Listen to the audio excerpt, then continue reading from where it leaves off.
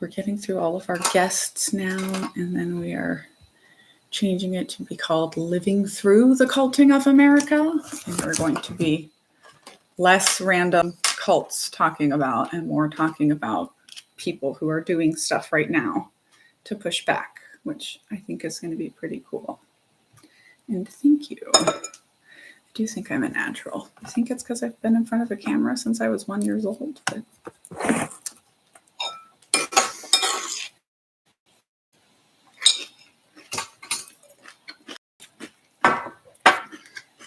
So, for sure, the biggest part of last week was the tariffs. The tariffs are extremely significant.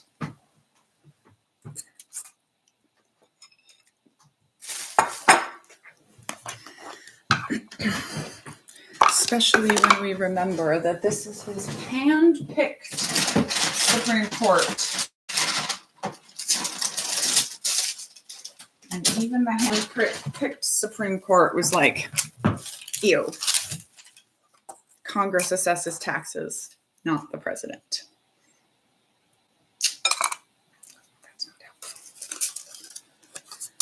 So that's good news.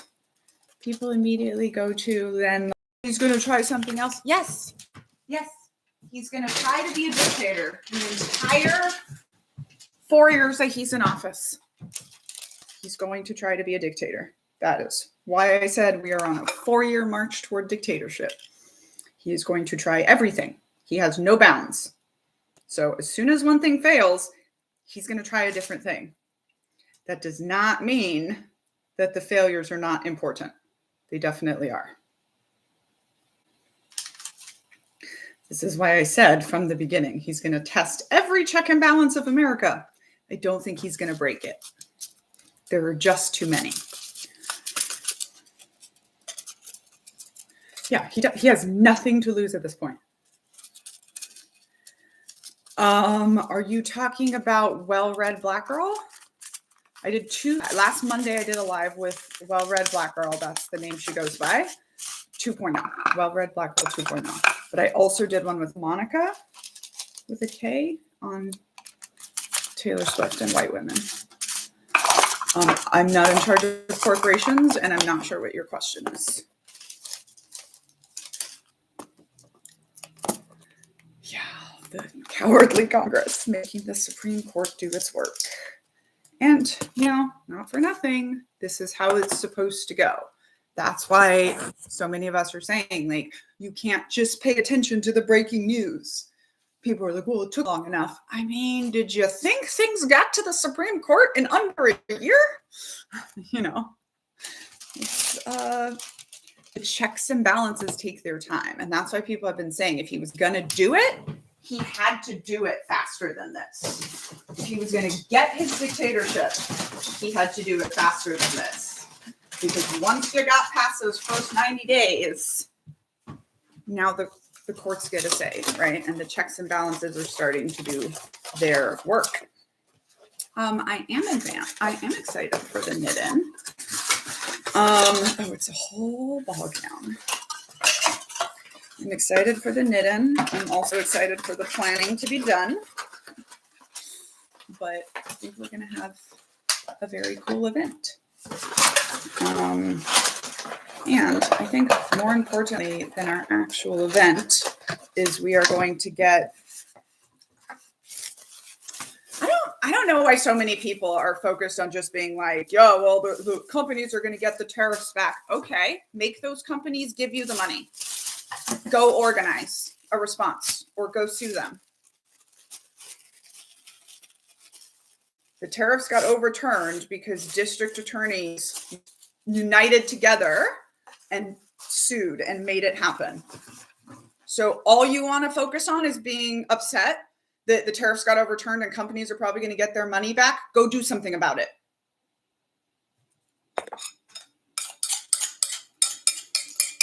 You are the adult here. I'm not doing a walking tour anymore. No. It has gotten too big for that. I'm going to do a happy hour on March 6th in College Park, Maryland. It's technically in Riverdale Park, Maryland, but nobody knows where that is. So if you are in town for the knit-in and you would like to come out to College Park, that is where I'll be.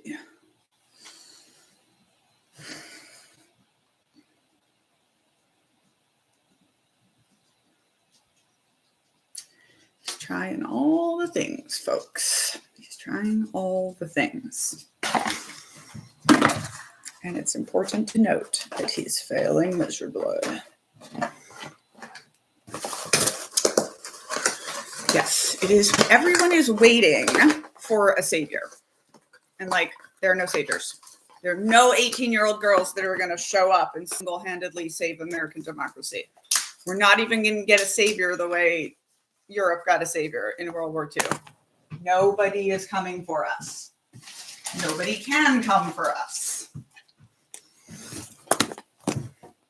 That's the good thing about being America. It's also the bad thing about being America. So this is our goal now. We have to fight the empire back. Our job is to be the ones inside the empire fighting back.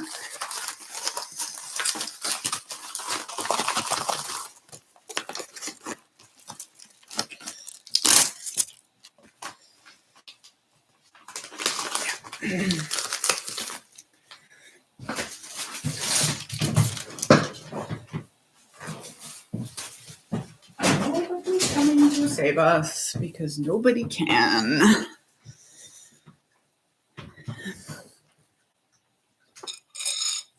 Mr. Knitting Cult Lady is making me drink day-old coffee.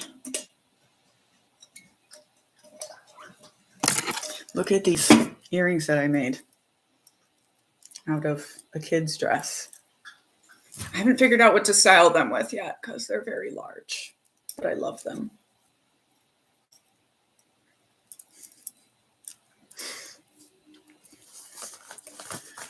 Okay, now I have to make scrunchies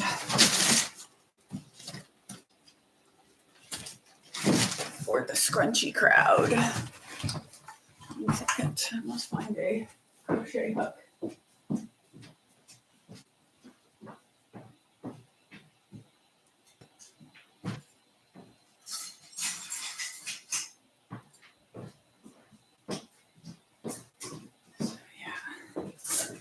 Today is one of our final planning meetings for the knit-in that we are locking in everything. Okay, chapter 4 of which book? Uncultured or Culting of America?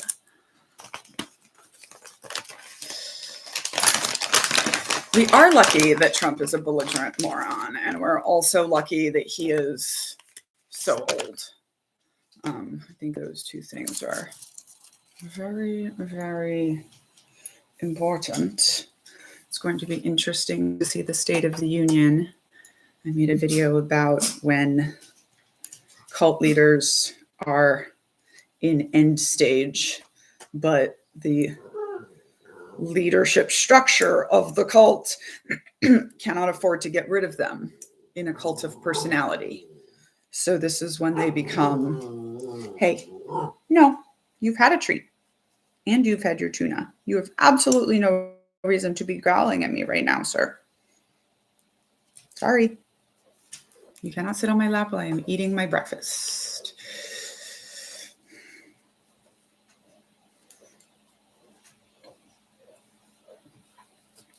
The blue jacket I wore was a new cult coat. I'm packaging that one up to send it off today as well. And I've made almost a complete new one over the weekend. I think it's the prettiest one I've made so far. It's going to be like this. Come here. The people want to see you. Come here. Nope. He's not. He has played golf. Yeah, he went over the weekend, I believe. Yeah, if you go to The question is where to get info on the craft stuff. If you go to www.knitin.org, there is the P.O. box to send stuff to. People are sending in granny squares for our giant tapestry. People are also sending in crafts for the craft fair.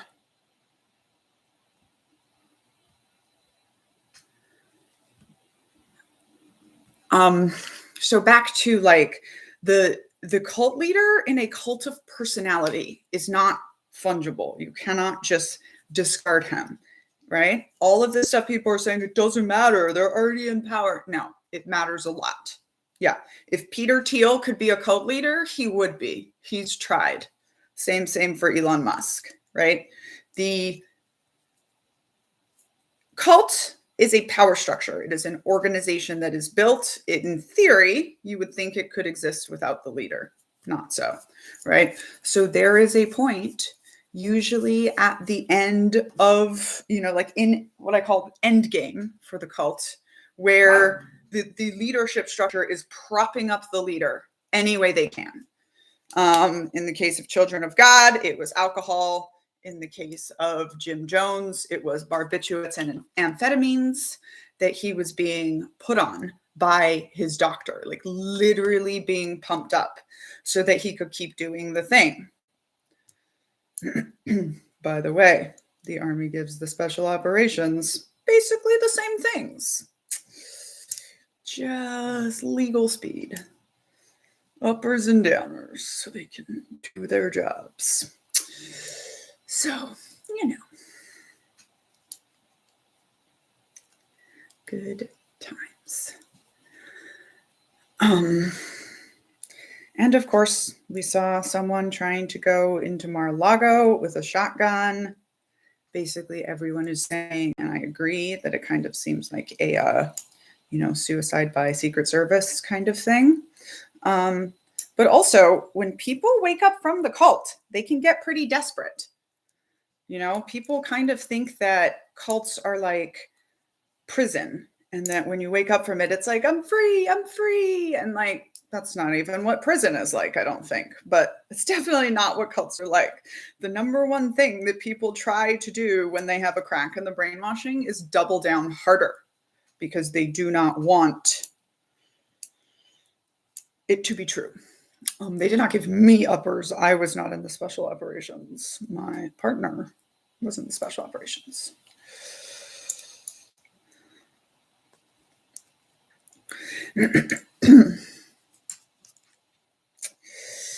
Yeah, but everyone says that about cult leaders. How could he be a leader? He's an imbecile. I mean, cult leaders generally are bumbling buffoons. If you don't understand charisma at an intricate level, and if you are not under their spell, you're not going to get it. That's kind of the point. That's also why they generally need the skinny white woman, right? They generally need a validity mascot that is going to whitewash the silliness of the cult leader.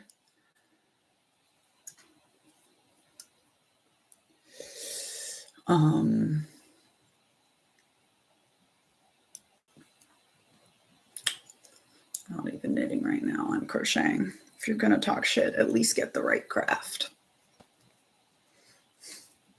So embarrassing for you.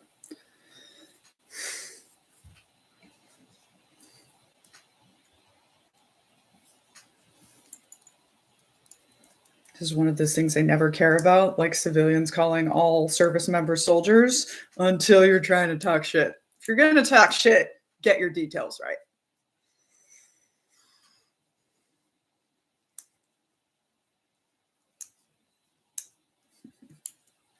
Knitting, I would say knitting is easier than crochet. Like crochet is far more complex, but with knitting, you have to learn how to hold your hands right and the yarn. And it is harder to break through for sure.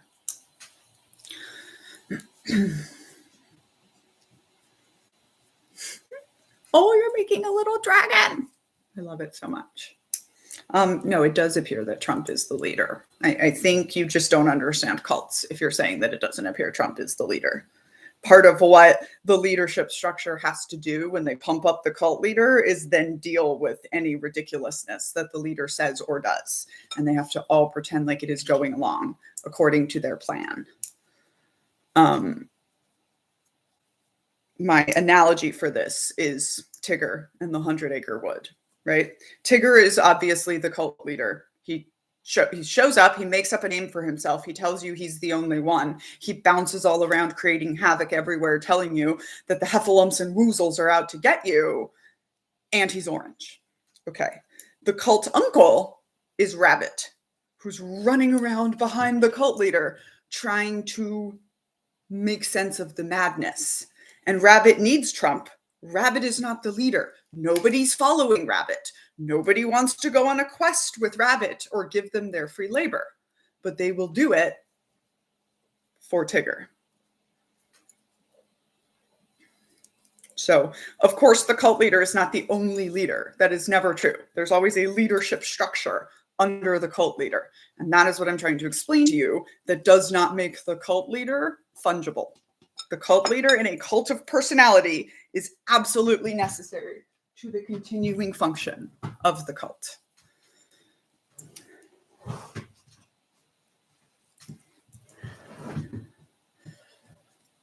Yeah, people say a lot of things. Why you're repeating a crazy conspiracy theory about just being Trump's clone, I could not tell you at all. You don't have to repeat everything people say.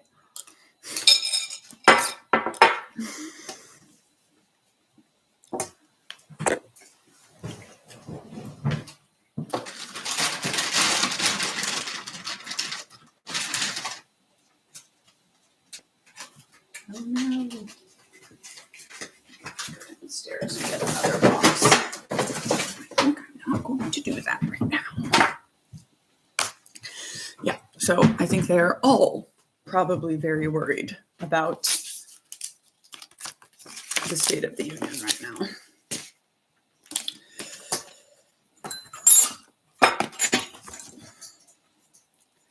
Just listen to Uncultured. Oh, thank you. I think Scientology was a cult led by an idea. And I love it when people bring up Scientology to tell me that I'm wrong. Not that you did. You phrased it very nicely. But first of all, it did fracture and it is still breaking down. It never transferred very well. Second of all, I think Scientology is the perfect example of a cult of an idea. L. Ron Hubbard, as a writer and a science fiction creator, cared much more about the world he created than he cared about himself being deified. One joins a knitting cult, probably by not understanding cults. So if you're here, it's going to be really hard for you to join a knitting cult because I'm going to open your eyes to cult behavior.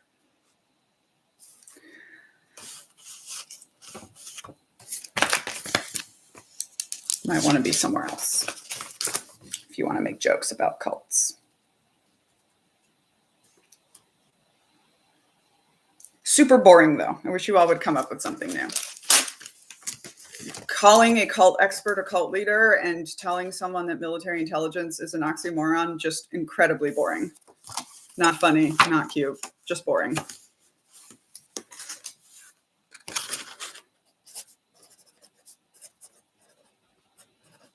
But yeah, if I started a cult, it would be the best one. I would advise you that if I invite you to my compound, don't come.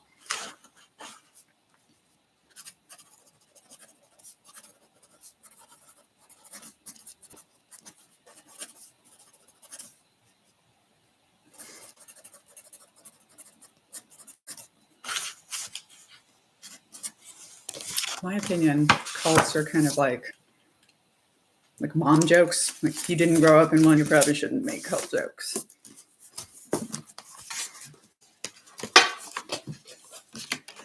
Did not see HCR's face, but I would like to.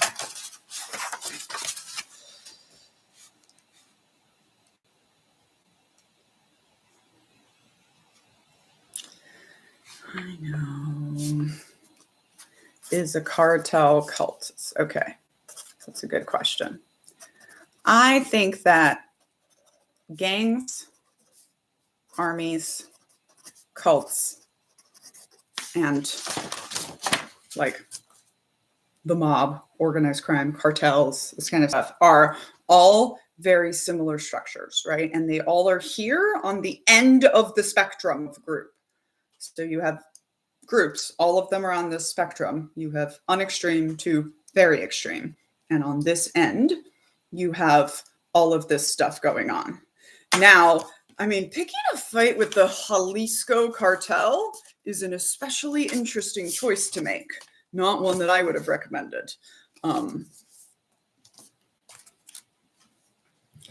But, you know, one of the ways now that I am explaining cults is when people are appearing to go along with their own exploitation. We call that a cult. Right? In regular sex trafficking, we expect people to be somehow imprisoned. In a cult, they're just religious prostitution.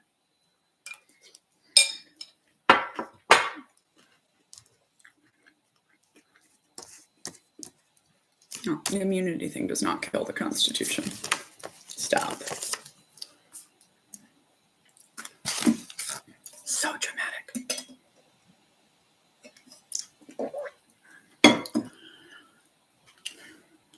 loading videos.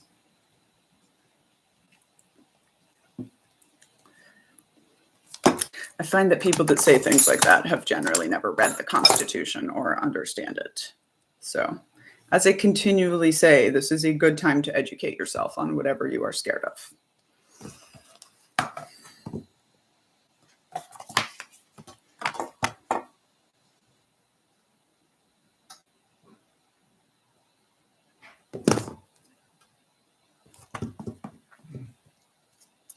Thank you. It's definitely hair wash day.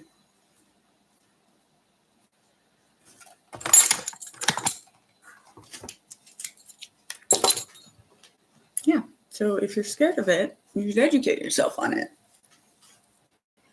I find everyone saying there are no checks and balances anymore has literally no idea of what the checks and balances are in America.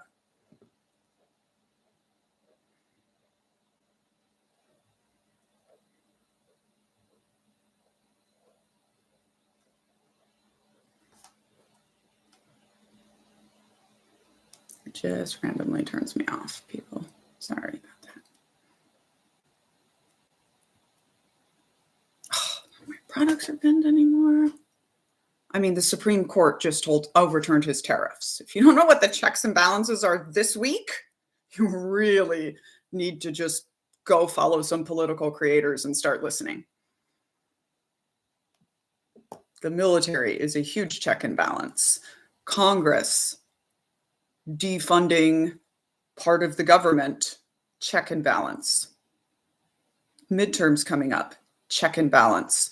The courts stopping him on over 95% of the things he's tried, check and balance. Nobody else in his administration having immunity, check and balance. There is literally thousands of checks and balances built into the American system.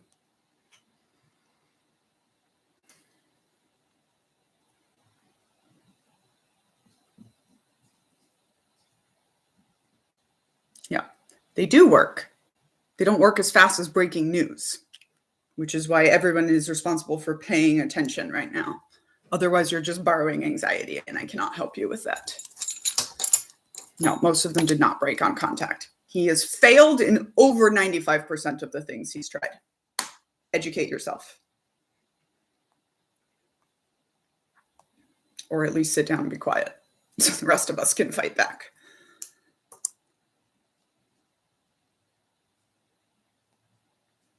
How to do a long tail cast on. It's funny when you all come here and tell me things like this is not my job that I do every day. I'm guessing that you're not a political content creator who's closely studying this every day. So maybe listening is great.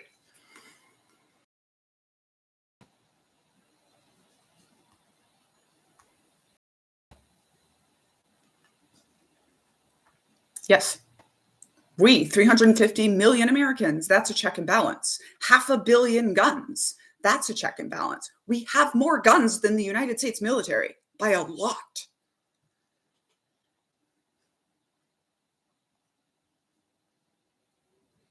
And you can have all the drones and machine guns and tanks in the world, and a bullet will still kill you dead, even from a Revolutionary War pistol.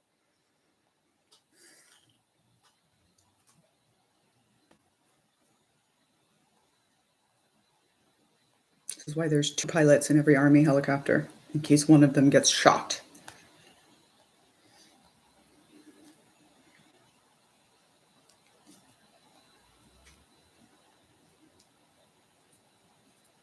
Oh, Rajanesh, that was an interesting one.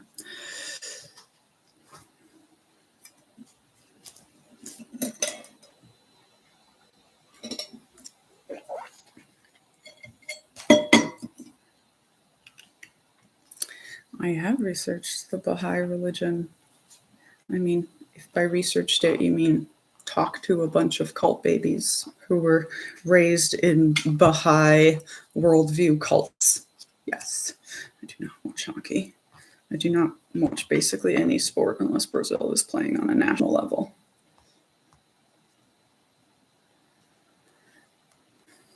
Total institutions. Yeah. A silly person that wants to give me their hate money. Thank you. You're paying for my Europe and Brazil trip this summer, where I will be furiously knitting and still eating cereal, talking with my mouth full. Love you. About total institutions.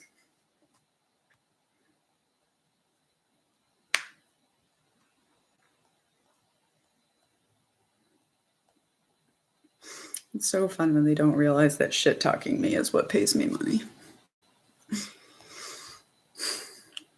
Cute. Always underestimating women, aren't we?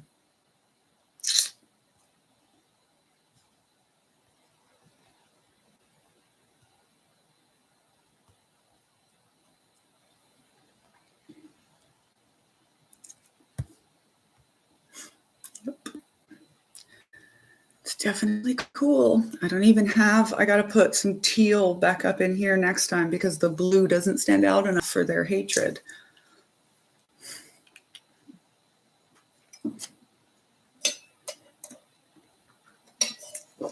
So Bahai is a religion. That's a worldview, right? The Bahai faith. Have I talked to enough cult babies who were raised in Bahai groups to be very, very sure that it is used in a harmful way? 100%. But this is the difference. Like Mormonism is bonkers, but the religion is not the problem. It's never the ism or the ianity. It is the group that is coercing and manipulating you in order to get your labor. Tulsi Gabbard's cult is Science of Identity, is what it is called. Led by, gosh, I want to say his name is Chris Brown, but then I always get worried that I'm confusing that. Anyway, she was born and raised in this cult and is still a member. Ooh, very cool.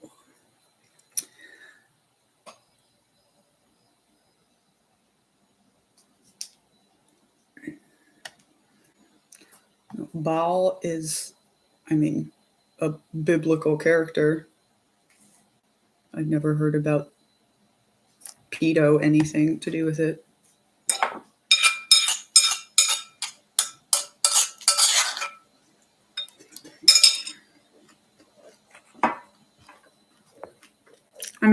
Chris Butler, thank you. The role of racism in white-led American cults is very strong. The majority of the cults that were born out of the 1930s and the 1960s were in response to racism and rights and all that kind of stuff. Which is, I always tell people, like, if you grew up in a white-led American cult, you should be deconstructing racism and white supremacy. And if you grew up white in America, you should be just deconstructing racism and white supremacy. I don't think the military is a cult you can be born into, but I think being a military brat is its own kind of cult experience.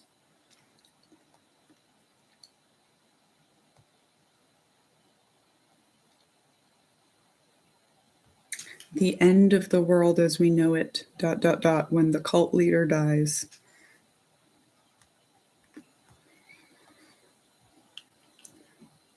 No, I just told you the Bahai faith does not qualify as a cult religion. A cult is a group.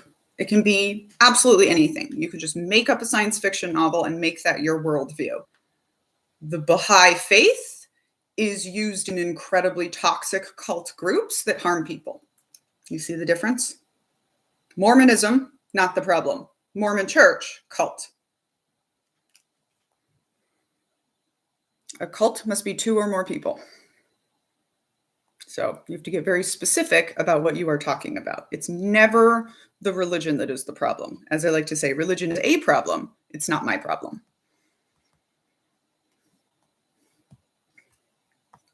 Now, are most of the religions alive in the world today patriarchal and about controlling people? Yes.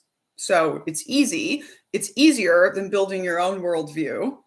It is easier to just take one like Christianity that already exists.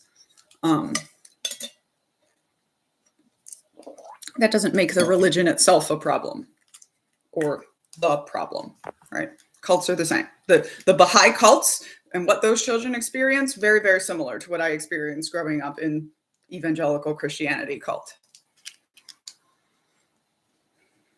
That's why I'm so good at this. This is why I say, like, you can put me into a group that other cult experts have said they're not sure about, and within 24 hours, I promise you, I could point you to the financial abuse and the sexual abuse. Because this is my mother tongue.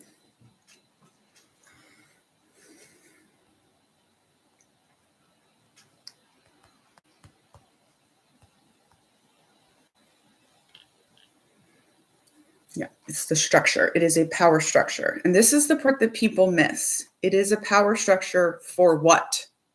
To get your labor. People say cults are about power. That's not entirely true. A cult is a power structure built to exploit your labor.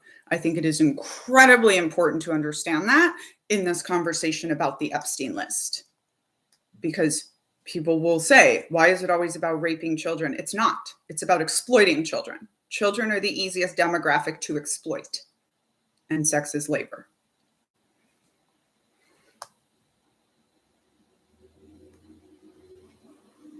It's about them feeling powerful. Oh, damn. Posted the wrong thing.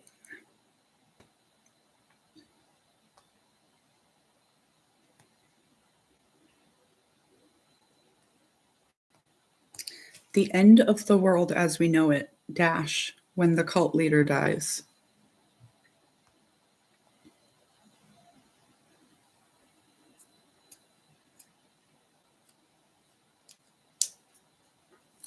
Leader does typically live better than the members. That's actually usually one of the breaking parts for people when they actually realize that, so the children of God, at one point, the new leader showed up wearing a Rolex and people flipped the F out.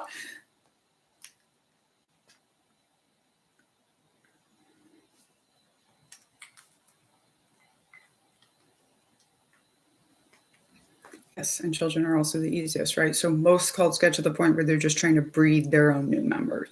So when I was growing up in the Children of God, they were not really recruiting a lot of new people. It was entirely birthing lots of children.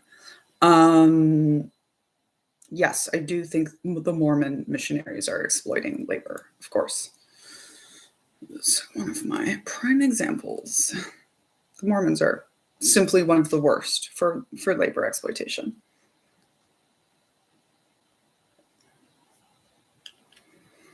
MAGA is attempting to breed new members. They're failing. But that's why this is part of why cults always want you pregnant. Easier to control, harder to leave. Please see the military. Tithes are a form of labor exploitation. Also, hi, Daniel. Money, in our society, money represents labor. So if you're giving money, that is a stand-in for giving labor. Yeah,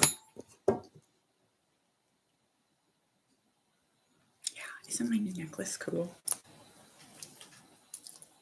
This wasn't even part of it. This was an earring.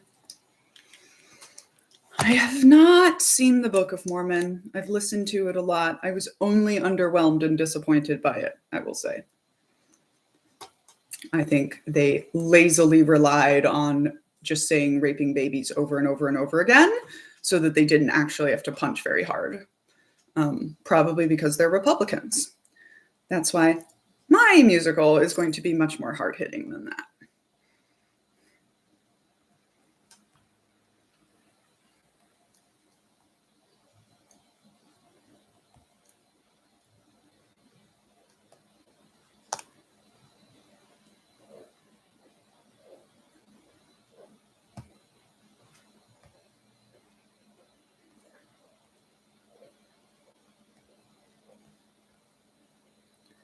About how cults use language.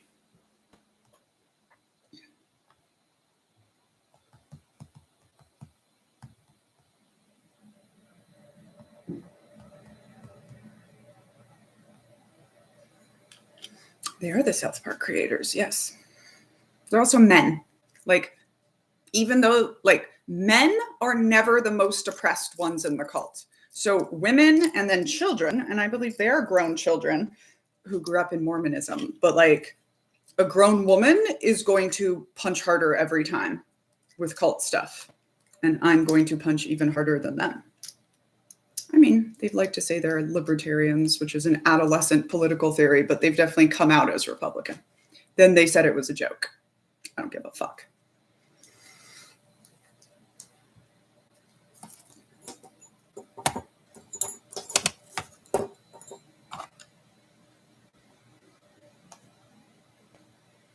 But also, this is why we need to have the art made by the people that it happened to, right? I don't think two straight white men should be making jokes about raping babies. There's plenty of us here who survived that, who can make the jokes and the art about it.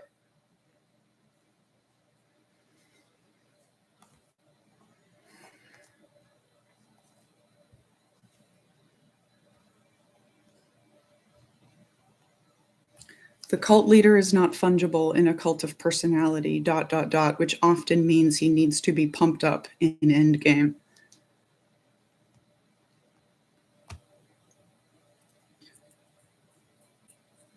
Okay, well, this is my channel, and I think libertarianism is an adolescent political theory, so.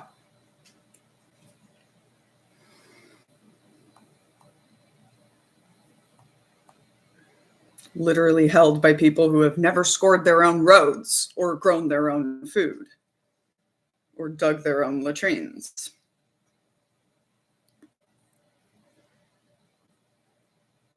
The dog was a libertarian when he was an adolescent, but then he just went full-fledged MAGA, like so many of them have done.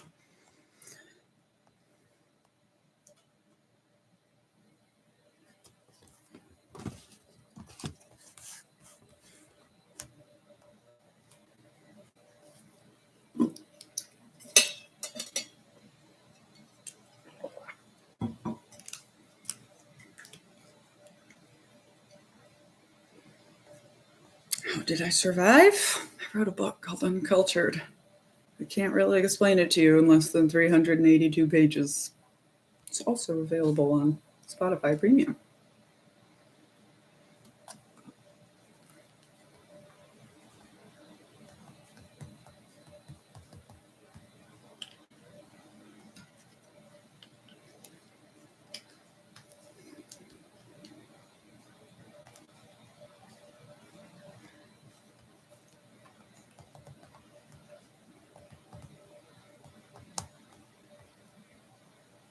Thank you, I just made it. Happy 23rd. February's almost over. Weird.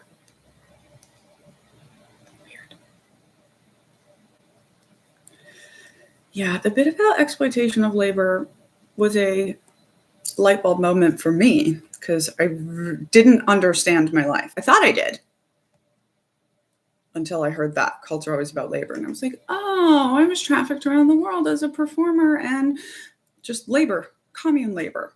That's what my life was. Anything you want to send, we will put in the knit-in craft fair. So yeah, if you want to Send a 4-foot long art piece. It's fine.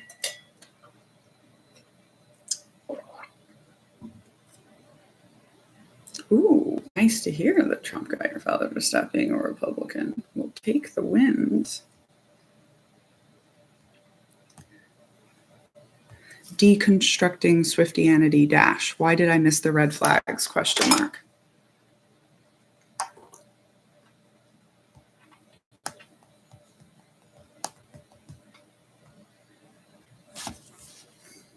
Yay! Granny squares from the BMW. BMW.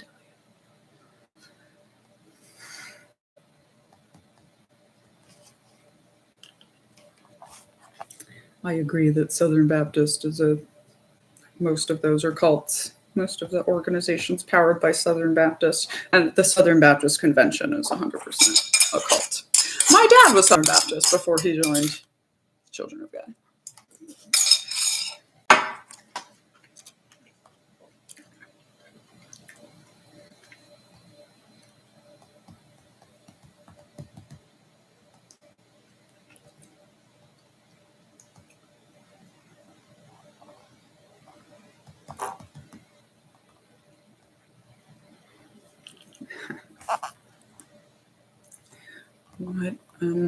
What are your answers about the Swiftie thing? See, because this is the thing about red flags. If you ask cult survivors, cult joiners, they will say they missed the red flags. And I think that's what they truly believe. But when they write their stories down, it is very clear that they saw the red flags and then they just rationalize themselves past it. So I think it's really important in deconstruction to ask ourselves why we missed the red flags. For me, it was like I was surrounded with a lot of whiteness. I just did this part today in my journal. And like some of it was not something I could control. Army aviation is very white, but some of it was.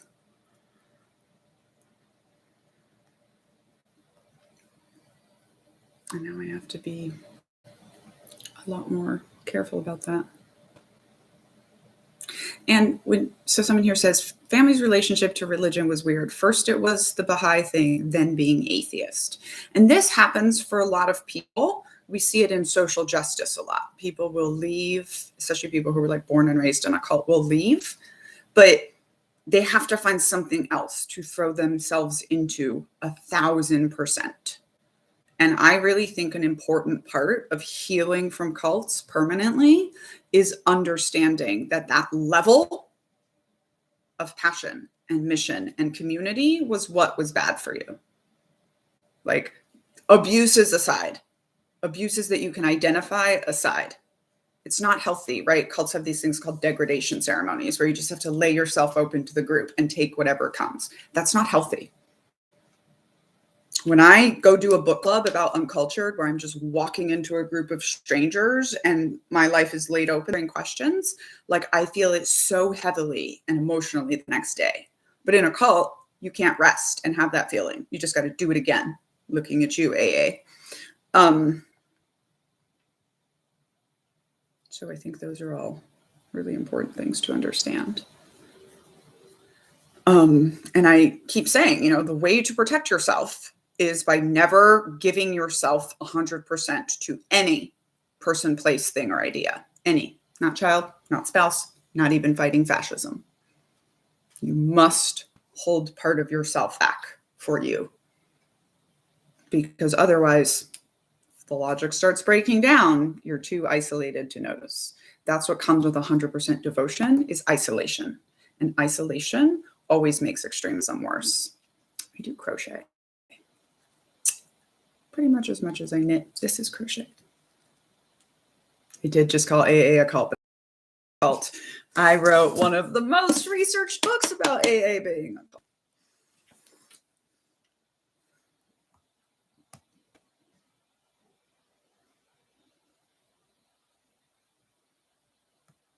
I don't remember what this last video is.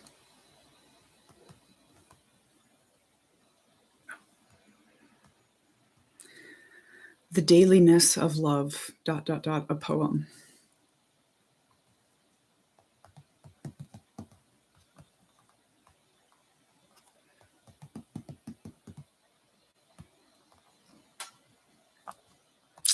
I know AA is a cult. I do know. And before I even knew how to explain it, I knew it was true because the children of AA members have cult baby stories. You can get the new book pinned right here to this thing. You can get it anywhere you buy your books, really. But you can get signed copies from me pinned here. You can also listen to it pretty much anywhere you get your audiobooks. Yes, the Dan Savage quote, right? During the day, this was during the AIDS crisis. He says, during the day, we buried our dead.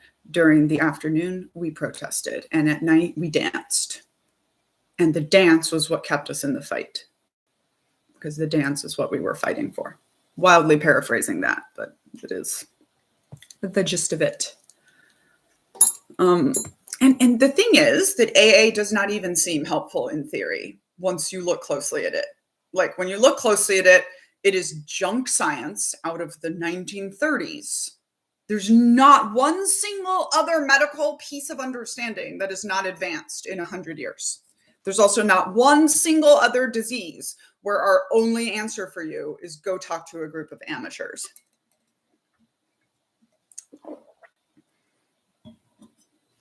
So mafia is a cult. I thought it said so mana is a cult. And I was like, oh, breaking my heart, but maybe. Yes, I think the mafia. Well, cults are organized crime. I think when you're appearing to go along with your own exploitation, we call it a cult. When you're doing it because you're afraid or because you somehow have a business interest in it, we call it organized crime. Oh, good job quitting drinking 8 weeks ago all by yourself. And like the man who founded AA was just your typical 1930s cult leader. He just wanted to build a following, and he did, and he died extremely wealthy and begging for a drink after lying about how he got sober, but then saying that his process works for everyone.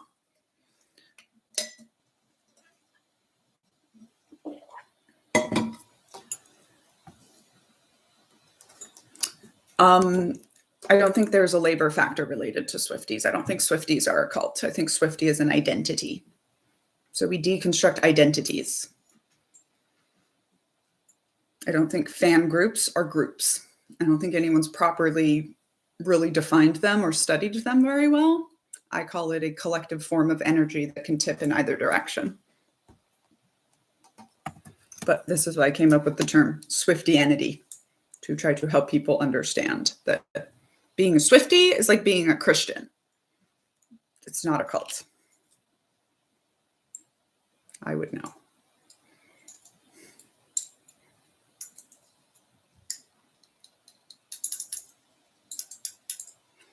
Yeah, but what I'm trying to say is like fan clubs aren't actually clubs. Like I was a Swiftie for 20 years, never once been in a group with a single other person that was about being a Swiftie.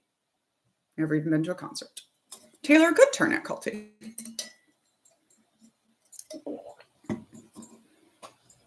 As I say in the book, though, until the fans are cleaning up glitter after the party for free, I don't think it's a cult.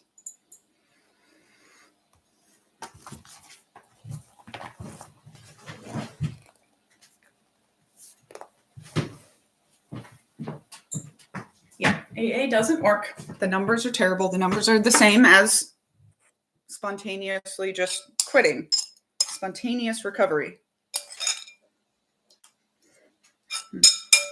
If your numbers are the same of doing nothing, then your experiment doesn't work.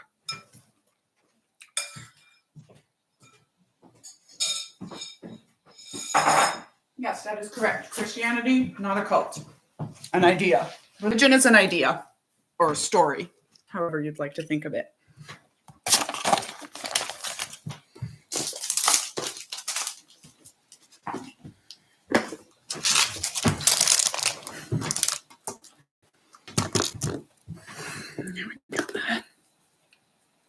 Anxiety spirals.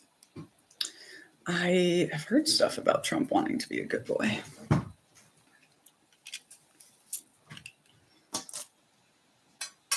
Yes, but weaponizing fans against people you don't like still doesn't make them a group.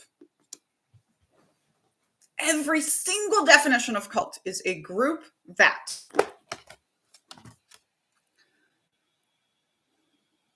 like I said, look, it would be great for my brand if Swifties were a cult, but it's an identity.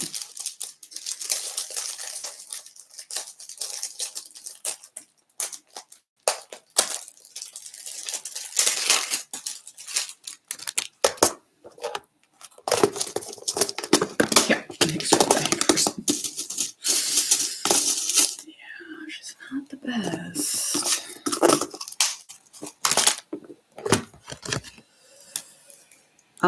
The Southern Baptist Convention is an organization that exploits people's labor. That's why it's a cult. And it does so with a really toxic belief system involved as well.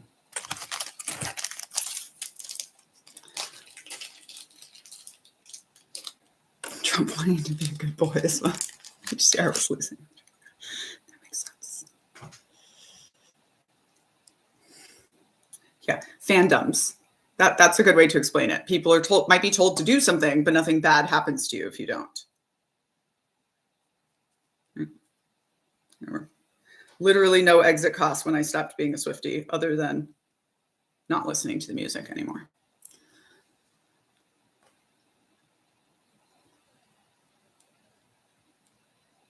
No, I don't think Trump is going to stop the midterms because I understand elections. Nobody can stop 6,000 plus elections run by states. Not in 9 months, not in 4 years. That's why they're trying so hard to cheat.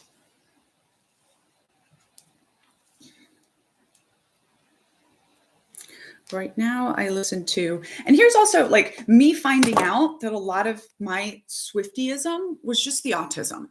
Like, I don't like a huge amount of music because I don't know it. And I only like to listen to music that I know. And I only think of putting on the things that I think of. So right now, I'm listening to like 90% Peach PRC and then some other playlists. Taylor Swift just happened to be an artist that had so much output that you could pretty much only listen to her music. It's our break time. Okay. Getting a snack? And Snow the product, yes. Like it.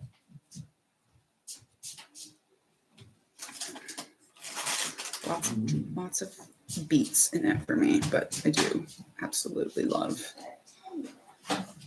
that.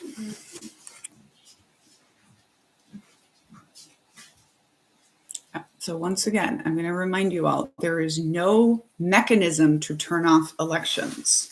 I'm not saying it's illegal. I'm not saying it's unlikely. I'm saying there is no way to do it. One of the checks and balances is that federal elections are run by states. And even the Republican states want their elections. And them trying to cheat has absolutely disenfranchised their own people as well. They don't care about that because they don't want a large voting population. But it's going to blow up in their faces this time around, very likely. So that's the good part. I mean, like, Steve Bannon has been out there saying that, like, Trump taught his own base to be suspicious of elections and to not vote by mail. That's what hurt him in 2020. That's probably what's going to hurt him again now.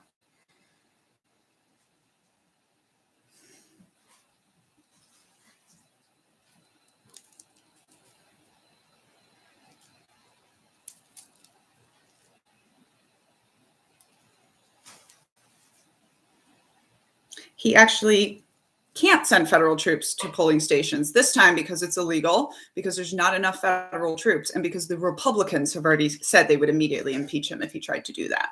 But go ahead.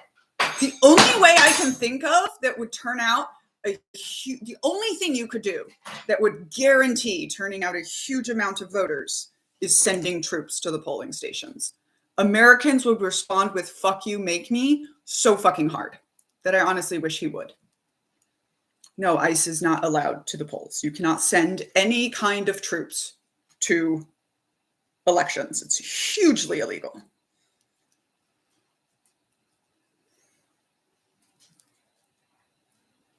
Yo, why are you asking me things like, is Congress going to be able to force repayment of tariffs? How would I know that?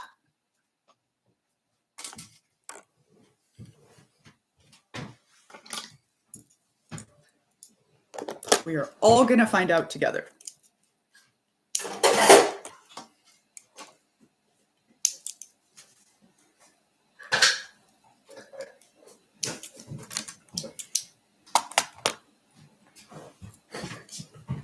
Yeah. And see, someone here says, my bestie is a poll worker, not worried. If you are worried about elections, the best thing you can do is go educate yourself on elections and then go get involved. And of course, Donald Trump doesn't care about the law. He's trying to be a dictator. I've said this almost every single day since the election. What is important is everyone else cares about the law. Y'all yelled at me about this, about the military so much. And then what the fuck happened when he tried to invade Greenland? They were like, sir, ew, no.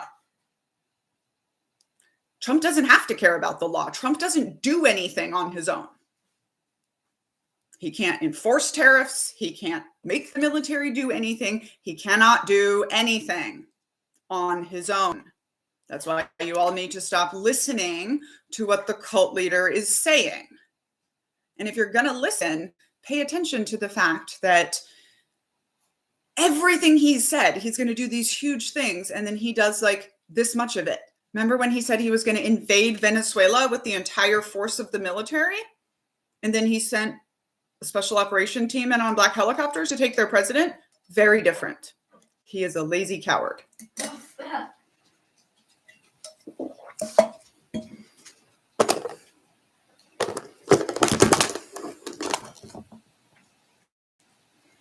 But yeah, if you're a woman, go make sure your passport matches the passport is what helps you. If you have gotten married and changed your name, make sure you have a passport now, because that law passed the House. It's probably not going to pass the Senate, but I wouldn't bet on that.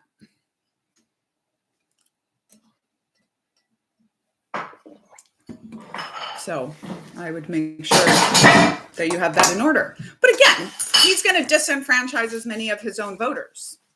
Same with the changing the postmarking thing of the post office, right? Like, they're really bad at this. They don't know how to do it. They don't have any programs that benefit their people. They are only trying to take.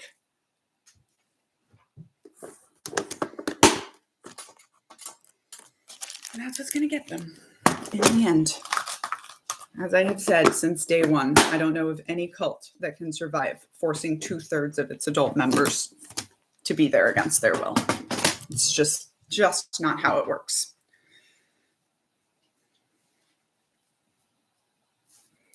Okay. Now, I think I'll take these sleeves apart. Try to salvage my yellow yarn. What happened? The scarf I attached these sleeves to got destroyed. So then I cut them off and I thought I would just put them back on something, but I'm realizing that's not going to happen.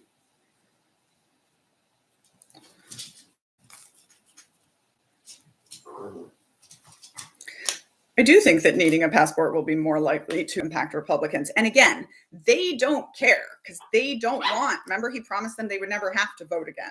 They want voting to only be like the Republican elite. That's it. But they haven't gotten enough. They haven't gotten far enough. So yes, there will be elections, and they are disenfranchising their own people, which is fine. Fuck around and find out. Just like they did in 2020.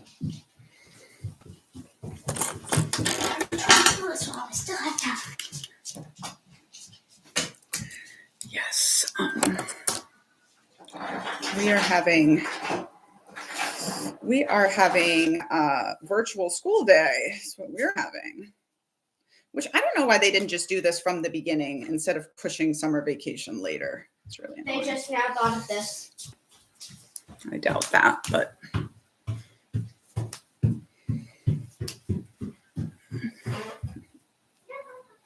Yeah, I'm not going anywhere. Maybe I'll go to the post office today. That's about it. I had the not most fun hour. Should have been an hour-long drive home. It was about an hour and a half in just straight snow yesterday. Fortunately, everybody was just going. I did not see one person driving recklessly. It was pretty cool. I was like, look at that. Americans, we can take care of each other. Like you couldn't really see the lanes because the snow was coming down so hard. So everyone was just going 30 on the freeway, keeping their safe distances and being smart.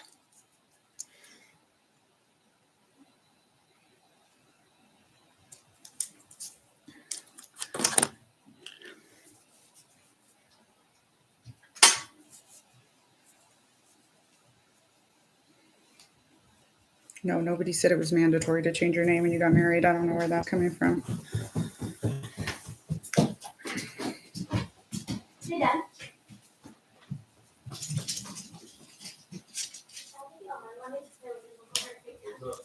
I wanted to post out for a break. Come on, bitch. Do you want to take them outside? I'm just gonna. Because we have 2 more minutes.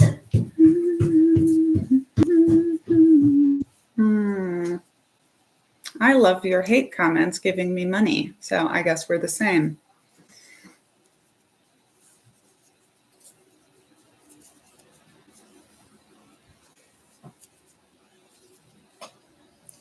Where does it begin? I don't know. Yeah, the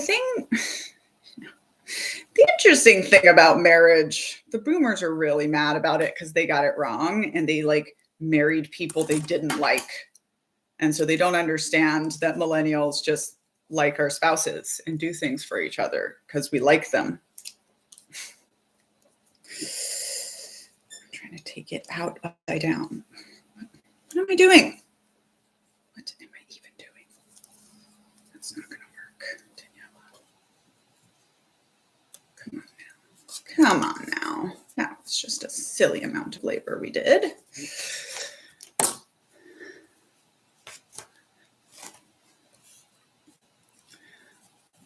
Yeah, and just like all the warning they have about marriage, it's just like, oh, because you didn't like your partner.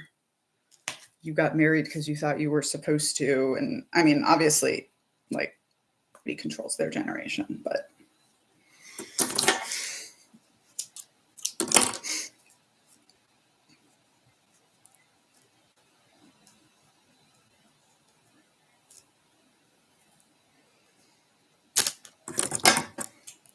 But yeah, and this is one of my,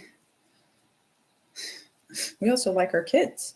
One of my analogies of being an accomplice and not an ally is when people say, is there going to be a draft? And I just laugh. Because can you imagine how Gen X would respond to you trying to draft their children? Right? And that is because, and the boomers were harmed. Their parents let them go to war. They saw it as a thing happening to their children, not to them. Gen X would not see it that way. They'd be like, the fuck you are not taking my kids to war. And it would be very interesting to see this response.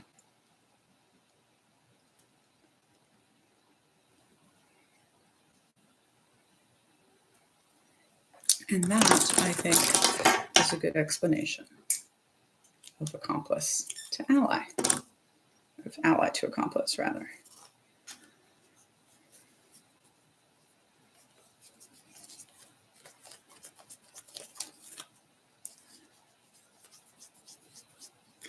So changing your name is a form of control. Yes.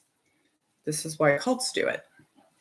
And people have argued with me so much that the military doesn't change your name. And I'm like, I don't know about you, but I was not being called Lieutenant Mestinek when I was 4.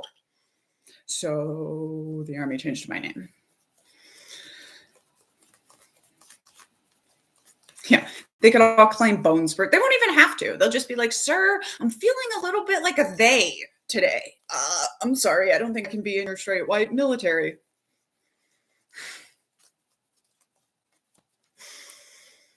Shady Vance has had a lot of name changes.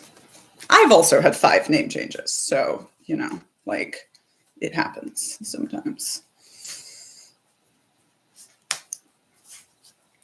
I'm sorry, sir, but I must report feeling gay today.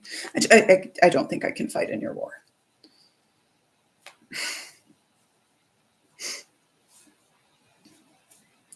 The shenanigans that would occur.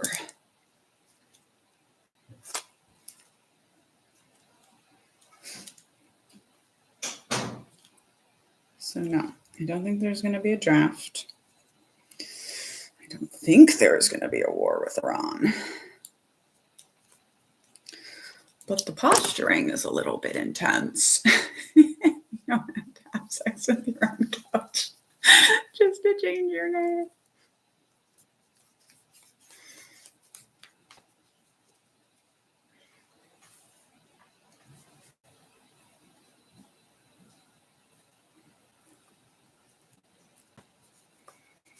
I do like that idea for Congress. If Congress votes on a war, then they have to send someone from their family.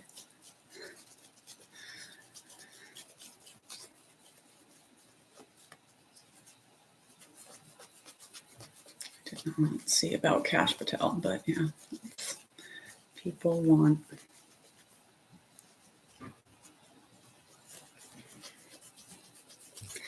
People want him gone. What's going on in Guadalajara has always been intense. And so I woke up today and I was like, oh, picking a fight with the Jalisco cartel is a choice. I'm not actually going to talk to you about the Middle East any more than to say I don't think that we are going to war with Iran.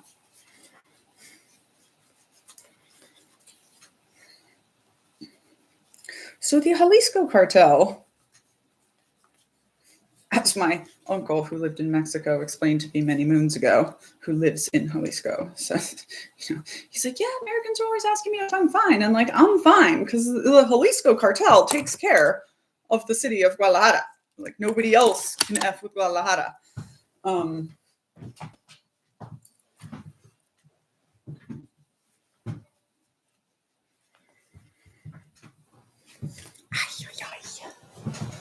Yes, I mean, I think so much of what went wrong with the boomers is the generational pain from having unmedicated and undiagnosed parents dealing with trauma from World War I, World War II, and then they got all the Vietnam trauma.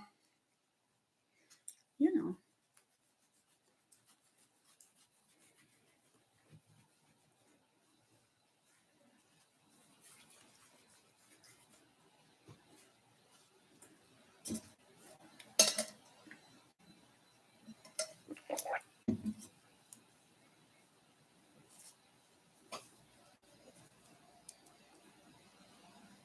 No, I don't know where you hear this stuff from people. The Navy's not putting incinerators anywhere. I definitely think millennials have 9/11 trauma. And a lot of us have trauma from that war, too. I agree that using the word pedophile for the Epstein stuff is incorrect, and I wish we would have that conversation more.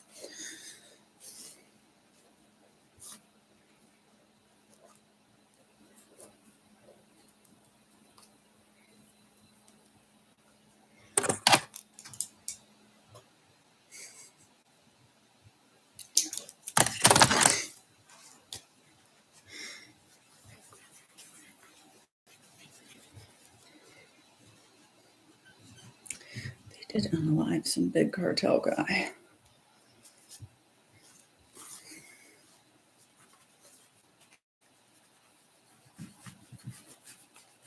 I'm referring to, yes, most of the victims being past puberty, which is called hebephilia. But I'm also referring to the fact that when grown men build a power structure in which to rape teenagers, it's not about pedophilia. Pedophilia is an attraction to children, and it is almost certainly a physical, mental thing that people cannot control. Most pedophiles spend their lives trying to not harm children.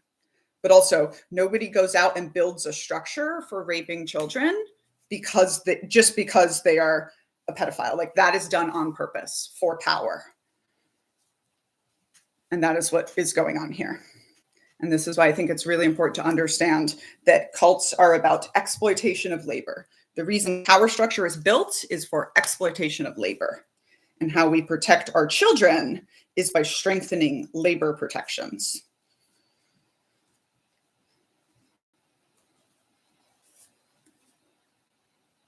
Oh, and giving children rights. You know, children don't have any rights in this country.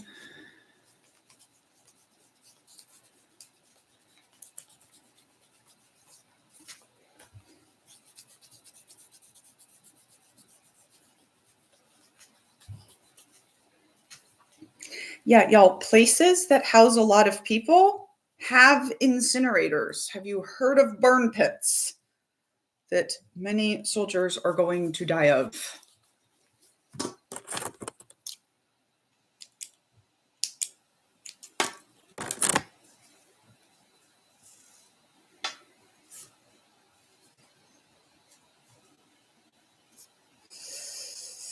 I will say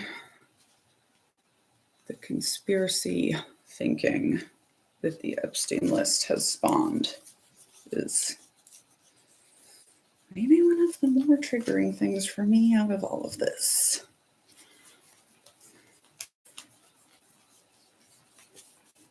Yep.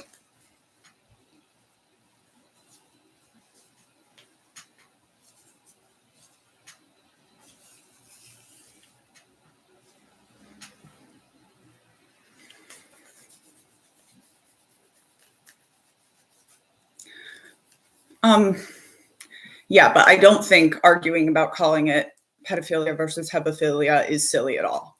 I think that it is very important to understand that raping a 5-year-old and raping a 14-year-old are different things. As someone who both of those things happen to. Literally, all we got to do right now is listen to the people who were raped as children. There's so many of us.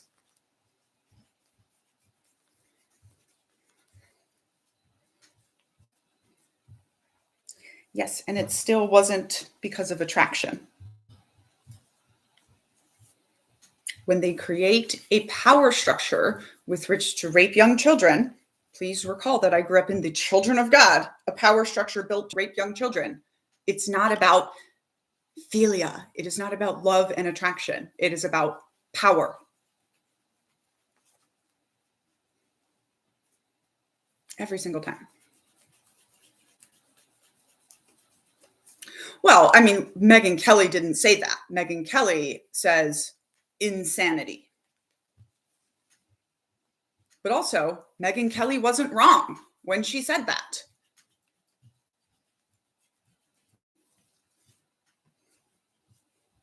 It is different, and we do need to talk about it. And then people were going, oh, a difference without a distinction. Shut the fuck up. We don't argue that 5-year-olds and 14-year-olds are the same for anything. Oh, it sounds like splicing words. Yeah, that's what experts do. Language, incredibly important. Every single time. Right. So someone here says, my abuser as a child didn't care that I was 9. He cared that I was vulnerable. Versus the pedophile who was raping me when I was 5 certainly cared when I was 8. He was no longer interested. There's a difference that I unfortunately know all too well.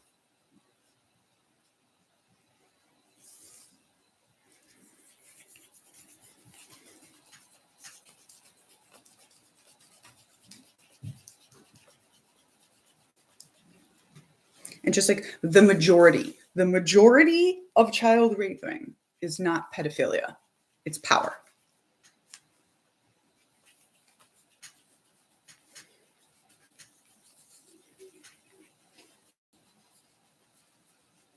I truly believe that one day they're going to find the thing in the brain that causes people to become pedophiles. And because I've spent a lot of time thinking about it, I actually think it's probably terrifying for you. Like, imagine you're a 5-year-old boy that's attracted to 5-year-old girls, and then you grow up, but your brain doesn't. And it is terrifying. And most pedophiles, again, when they realize that, they spend the rest of their lives trying to not offend and not hurt children. Nobody just builds a power structure because they have no control.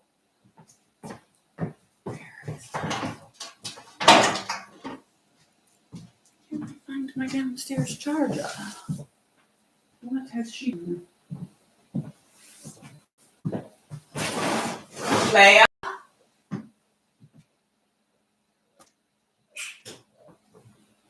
Senora? Yeah? Do you know where the charger for the laptop is? No. I'm looking at TV right now.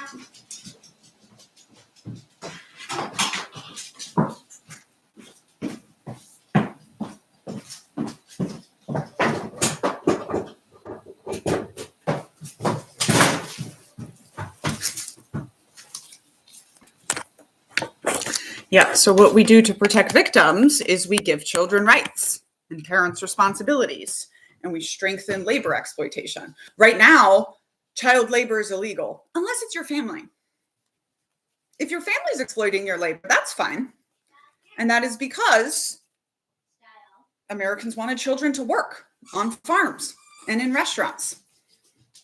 So we left that giant frickin' loophole.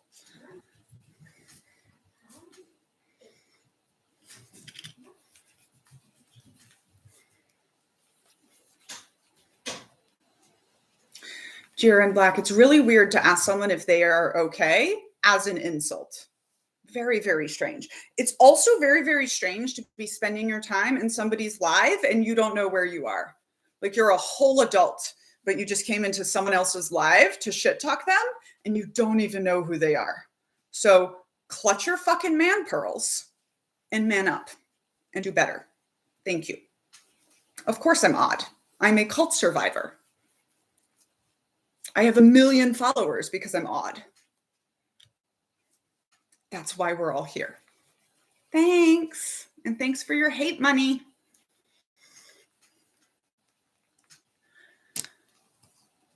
Well, yeah, and you have to teach your children about the people that are going to manipulate, and you have to have the conversations. But it's not about parents having conversations with their children. It's about parents having conversations with their creepy fucking uncles and their fathers. That's what it's about. It's about adults having conversations with other adults. The children should not be the ones needing to protect themselves. The adults should be the ones protecting the children. This is like only focusing on women's sexual assault by telling women how to protect themselves. No. Tell the rapists to stop.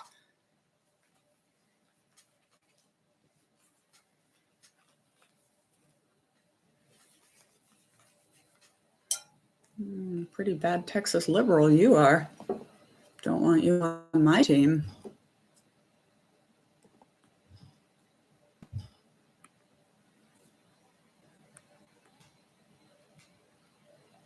Bye.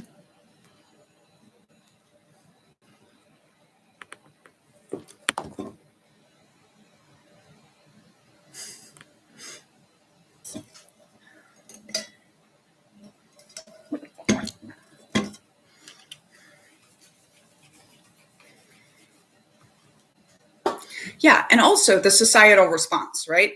Every time women in our society have pushed for and gained rights, men have responded with, fine, we'll fuck teenagers. And we have to just stop letting those men be in society.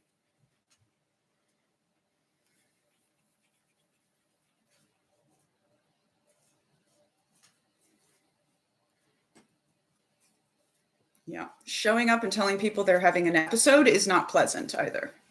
Yeah, you're a nasty person.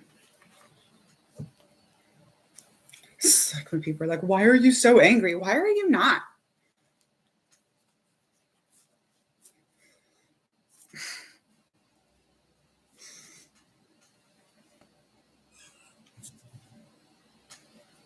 Imagine being okay right now.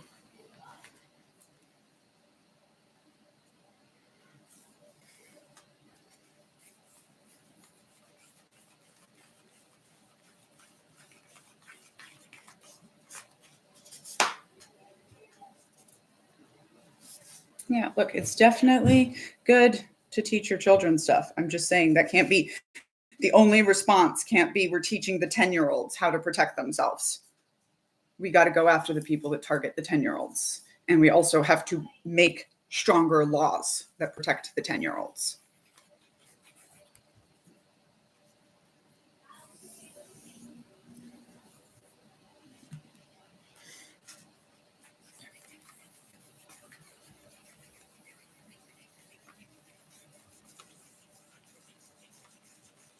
Yeah, and men, I mean, the good men need to start fucking talking, standing up, fighting back.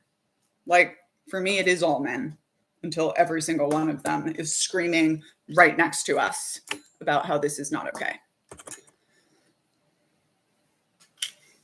Yeah, and be ready to be uninvited to Thanksgiving. Yeah, when you have the hard conversations.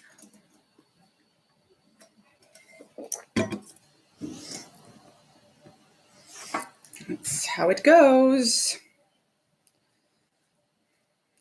My husband and I have lost most of the white people that were formerly in our lives.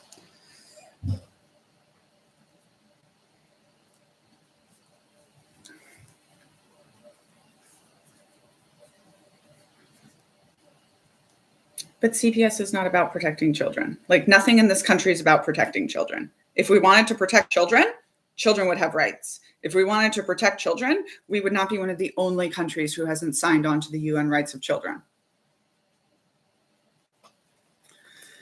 I do not do my hair. I go to a place to have it done.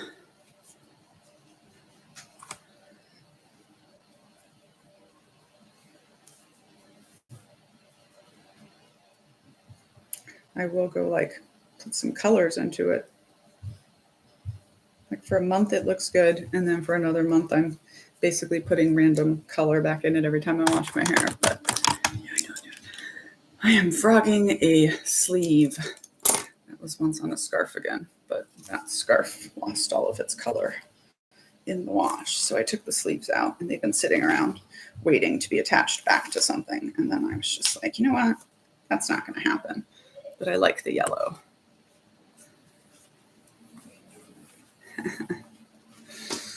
It's hard to do this color.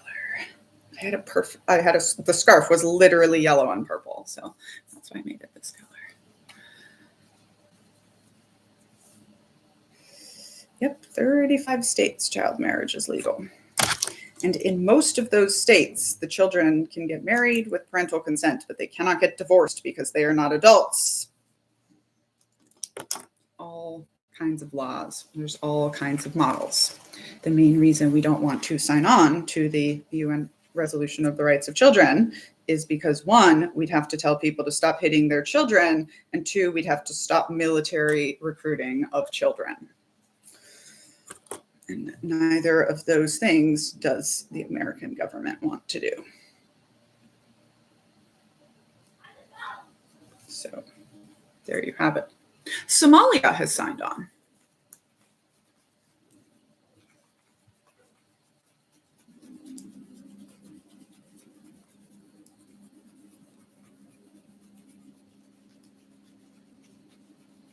I found everything about Trump elections to be depressing. I found none of them to be surprising.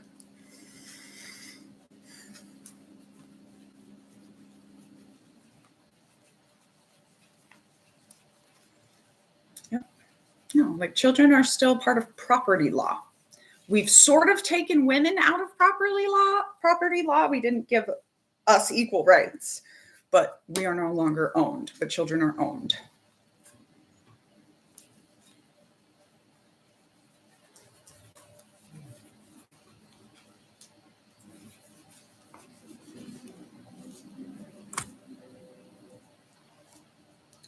Yes, high school recruiting of military is a big no-no under rights of children. No, it would not protect drum corps kids. Y'all are going to have to make your own movement.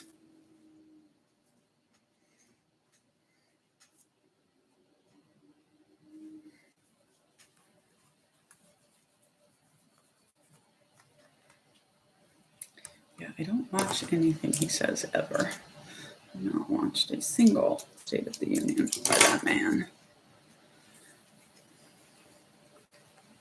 It's too much. It's too much. That is why so many people want children. It is unfortunate.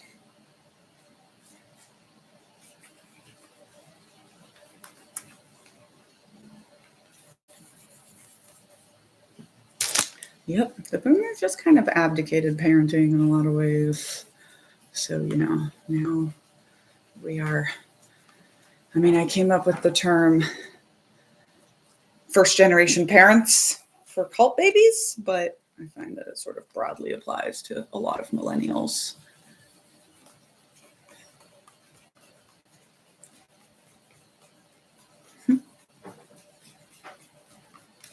Yeah, having over 5 kids shows diminishing returns for the children, which makes perfect sense if you know that group behavior tells us you can only be really, really close to 5 people. So if you have 5 kids and a spouse, somebody's getting left out.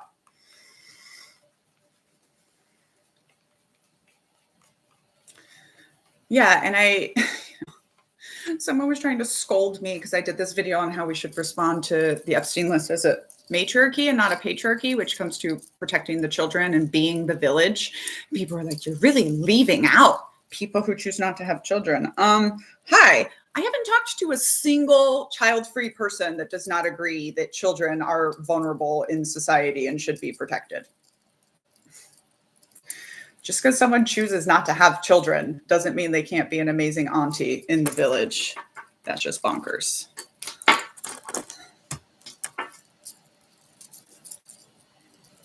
Sorry, my necklace is getting all jacked up. Yes, and also if you have 3 slots still open, that's probably really affecting your happiness. And I had to have this conversation with my husband after he retired from the military. I had to be like, look, your daughter and I cannot be all 5 of your people. You need to go find 3 more people. We cannot carry the weight of all of it. Yes, everyone benefits when children are protected. And, this is a great quote, like, how do we fix the world? Good people raising good children. Well, what happened in the 80s is coming to fruition right now. What happened in the 80s is all of the cults of racist conservatism came together under Reagan and started organizing. The left has not done that effectively. We really, really slept on Phyllis Schlafly defeating the ERA. For better or for worse, as ridiculous as it is that those people go to church 5 days a week and their second graders are politically involved, they're organizing, and we're not. They definitely have played the long game. The good news is they're dumb, or fucking it up. And we have a study that shows that fundamentalism damages the brain. But there you go. Here we are. And it is going to be probably 50 years of trying to fix this, if not more.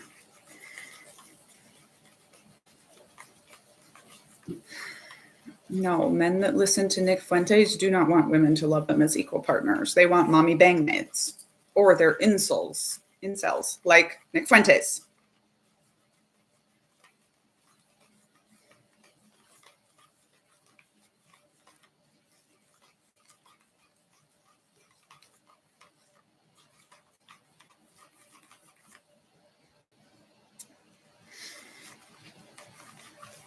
Yep, the transphobes showing up at the school board meetings, but then the rest of us aren't showing up. So, we gotta start doing it.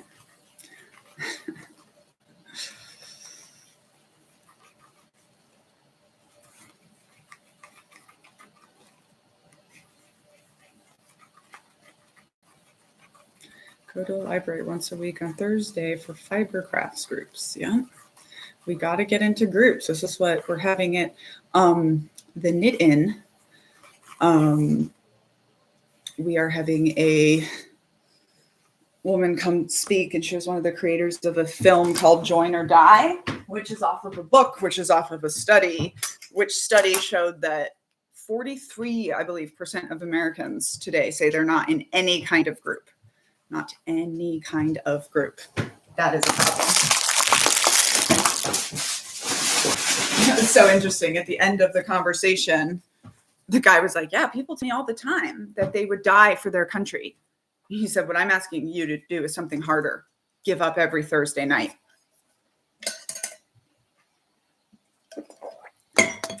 To go do stuff. So, organizing. It's going to be what it takes. And on that note, I must go. Yeah, I took the sleeves off something I was throwing away, and I thought I was going to reattach the sleeves, but I was like, you know what? I just don't even think it'll look good, so I'll just redo the sleeves onto something else. Yeah, the organizing is what works, right? And this is something that I learned in spy school, which is like bad guys have to plan operations too. So part of what we did in spy school was plan a bunch of essentially terrorist attacks, right? So we could learn how it's done. And what I left there was with this deep understanding of how much logistics and organization it takes to pull off something kinetic. And that's good, right? So the right has been organized for the last 50 years and the left has not. Before that, the left was pretty organized. And as somebody mentioned, a bunch of the groups that were organizing for the left were destroyed, but also we have 350 million people. We can have whatever groups we want.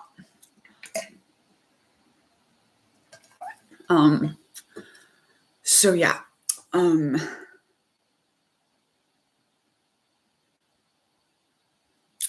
So we got to do. There's no easy fix. That's why it's really ridiculous that everybody's like, who's going to come save? No, nobody. Going to take millions of people working for the next half a century to get our rights back and get things that we need. So there you go. What projects would I recommend for a beginner? With crochet, I mean, it just really depends what you like. Amaguris can be really fun, which are little stuffed animals that only takes a single crochet stitch generally. Obviously, granny squares is what a lot of people do. If you have ADHD, I don't recommend starting a granny square project unless you're doing like scrap yarns, and it's going to look like whatever because you'll get 5 granny squares in and then you'll be like, I'm tired of this. So hats are good. I hate making hats. Oh, I thought I had one here, but I don't. So I hate making hats, but I love the hats. Now we're gonna wrap up our cult coat, and then we must go and wish you farewell and goodbye. First, I have to clean up a bunch of these edges, though.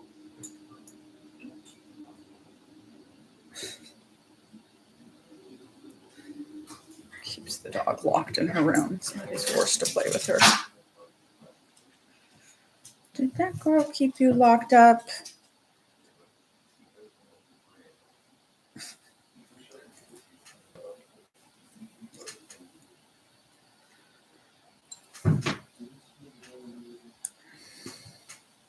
Uh-oh. Hole.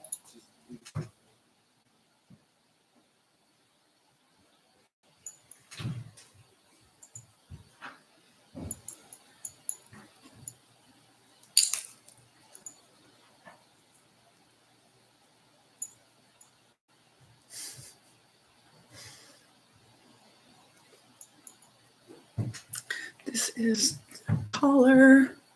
So this was like one of the actual broken necklaces. Like there were more of these blue things I had to take off. And then these chains. And then all the rest I added with string.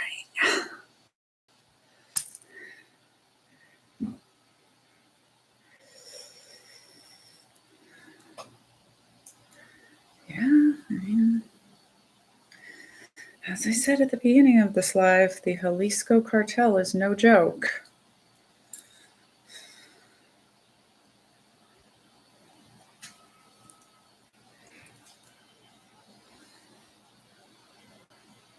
I know, and I have to sell almost all of the collars that I make because, I mean, I probably have 40 in my house right now. So I have this rule that if it's not made out of materials that are specifically special to me, then they all go up for sale. But I just like this one so much. But it will still probably show up in the shop one day. Yeah, people are starting to send me jewelry and yarn. I still get most of it from, I used to just buy these big lots of like eBay broken jewelry or old jewelry and then sort it out and make stuff with it. Now I get a lot of necklaces at thrift stores. But yes, also people send me old stuff and then I turn it into something pretty. And I think that's part of what's healing for me. First of all, I know that just getting like unrequited presents is healing my specific childhood trauma of never getting a gift. Because Jesus. But I also just really enjoy like taking trash and old stuff and turning it into something pretty. You know, like I was making these coats. I'm like, when I like make these coats for people, like they're going to keep these for the rest of their lives. Especially when you pay $400 for it. And that's cool. So my P.O. box is listed on www.angryknitin.org. People right now are sending in lots of stuff for the craft fair and for our granny squares for the knit-in. But usually, you know, I always say like that's the part about being an author that nobody told me about is like you gotta have some kind of something for people to send you stuff. And it wasn't something I would have known that I needed to go heal. And it made me realize I was like, oh, that's why I like thrift stores. Because it's like the fun of like, you didn't know this thing existed and now it's yours. Which is, I think, what is probably really fun about being a child and getting presents. I wouldn't know.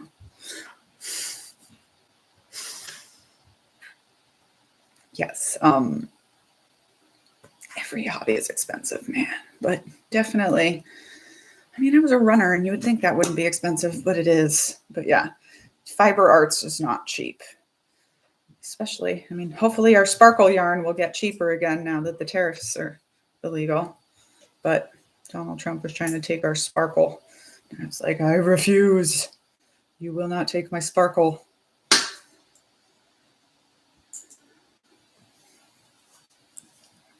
Thrifting's the best. I don't know what to do with bracelets. I have a bags full of bracelets, like really thick, chunky metal bracelets. I don't know what to do with them. I haven't had any ideas. Then again, I held on to bangles for 4 years before I came up with the circular logic earring. So, you know, it's always a toss up for me between like, you know, it's like on the one hand, I can be a bit of a hoarder, but on the other hand, I do take a piece of trash that I've held onto for 5 years and then turn it into something great and then sell it. So, you know, oh my gosh. I mean, when I mix colors like this, there's just so many loose ends. But yeah, I do get a lot of this yarn specifically at thrift stores. I mean, I get all kinds of yarn at thrift stores and then I just buy the yarn. And then when I need to make something specific, I go shopping in my own closet. And this eyelash yarn specifically, I find a lot of it that is like, there's 8 skeins. Like somebody thought they were going to buy this and make a jacket or a sweater. And then one of them is opened and they tried and they found out it was harder than it looked, which is sad for them, but good for me.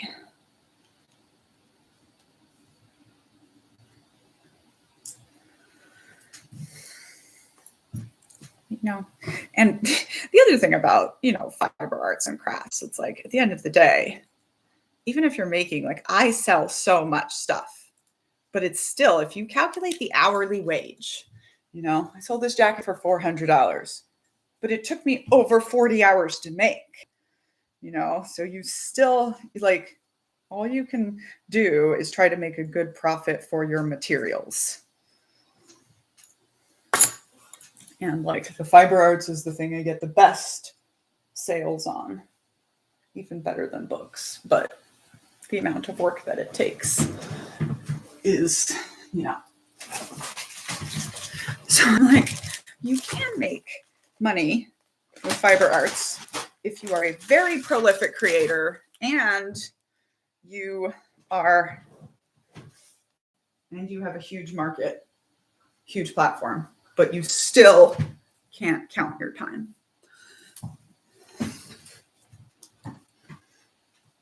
Which is why it works for me. Because I'm always like making something anyways.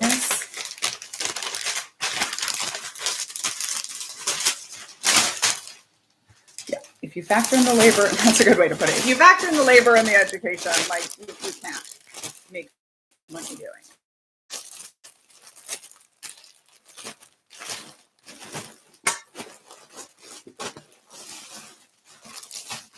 That's why it was good. Like when I came up with earrings and the scrunchies, I was like, oh, this is good. Because people just like, there are people that just want something made by Knitting Coat Lady because it's cool and so they can support me, but they're not going to pay, $100, $200, $300. You get some $15 scrunchies or earrings. And those ones are effective for the time. I can make 25 earrings in an hour. But yeah, I do lots of gifts too. But I've stopped really making gifts for people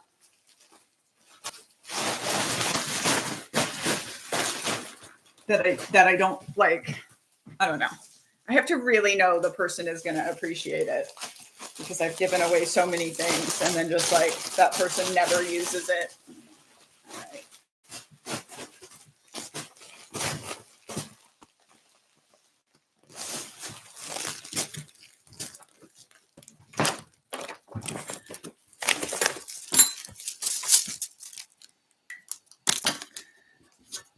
Dear Pat,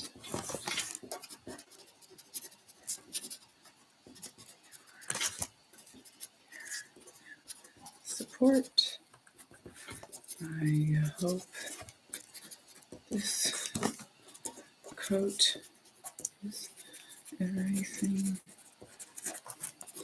you dreamed.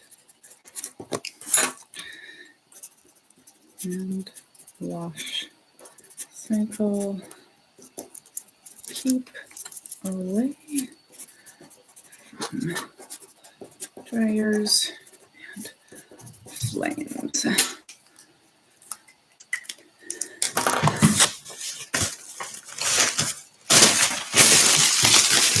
do think the collars are really, really pretty. But still, right? It's like I sell these collars for like 75 to 80 bucks, but it takes me 3 hours to make one minimum. So still not like a good deal, if that makes sense. It is because I love making them, but it's also not.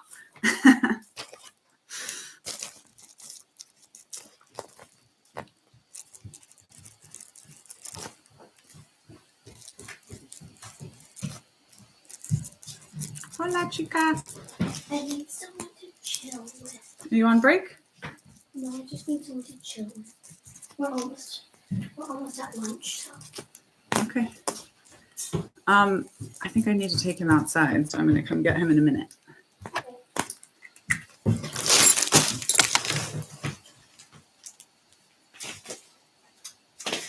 But also, I don't like for me, it goes against my values to make something more expensive just because my time is limited. I just, I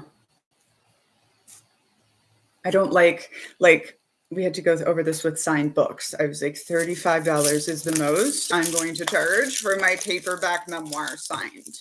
Just because I get busier, like I'll make you wait, but I don't feel okay with charging more for the same thing just because of scarcity. I know that's a capitalism value, but I don't like it. So I don't. There you go. All right. That's it for me today. Thank you all for hanging out. My daughter sometimes asks me to make her stuff, but I am done. Nobody in this house wears the things that I make. A profit is never appreciated in their own household. But every time I come up with a new thing, she'll be like, oh my gosh, Mommy, I want one. And then I'll make her one, and then she will never wear it. So the last time I made her something, I was like, if you don't wear this all the time, I'm done. So now I'm done. And I have a box of some things saved, right? People are like, save it for your grandchildren. I'm like, but I'm going to be their grandmother. I'm saving a box of our favorite things, but, also in case I'm not around. But the hope is I will just be making things for them as well. So I'm very excited. Thanks for hanging out. These are the anxiety spiral earrings, and they always come out like slightly different lengths, but you're not supposed to spiral about it. Have a day, folks. Couch Park, Maryland is the place we chose to live out of all the places, so I think it's a nice town. It's definitely a very diverse town, which is good for me. Yeah, I mean, if my daughter wore the stuff I made, I would be the happiest creator ever in making her all the things, but unfortunately.